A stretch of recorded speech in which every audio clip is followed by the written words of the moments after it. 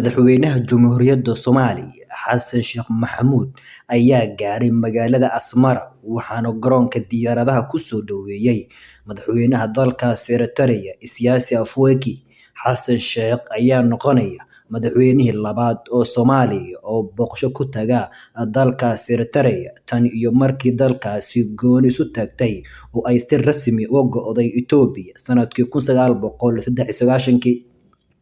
Xasan Sheekh ayaa la xasuustaa sida weyn uu u dhaliili jiray dowladda Eritrea markii dowladdii hogaaminayay madaxweynihii hore Maxamed Cabdullaahi Farmaajo uu xiriir dhow la yeeshay Isaias Afwerki.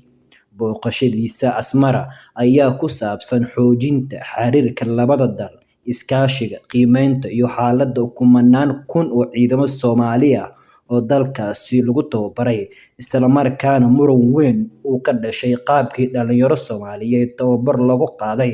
dalkaasi Eritrea. Dhinaca kalena, xog aan ka helnay madaxtooyada Villa Soomaaliya ayaa sheegaya in safarka madaxweynaha ee Eritrea ay ahmiyadiisa koowaad ay tahay u kurgelidda iyo qiimeynta xaaladda ciidamadii tababarka loo geeyay dalkaas 2 sano ka hor iyo sidii dib dalka loogu soo celin lahaa sida ugu dhaqsiyaha badan. Wararka ayaa sheegaya in madaxweyne Xasan Sheekh sababta Eritrea ugu hormaray ay tahay in la ogaado baahiyaha ciidanka iyo haddii ay jiraan caqabado hortaagan dib u soo celinta ciidankaas,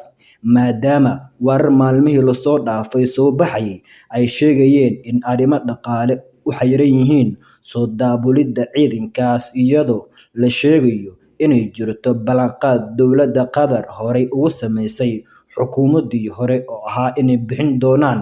dhaqaalaha ku bixi doona tababarka ciidankaas kumanaanka gaaraya, waana tan keentay in madaxweynuhu ku hormaro Eritrea ka hor inta uusan aadin dalka Qatar.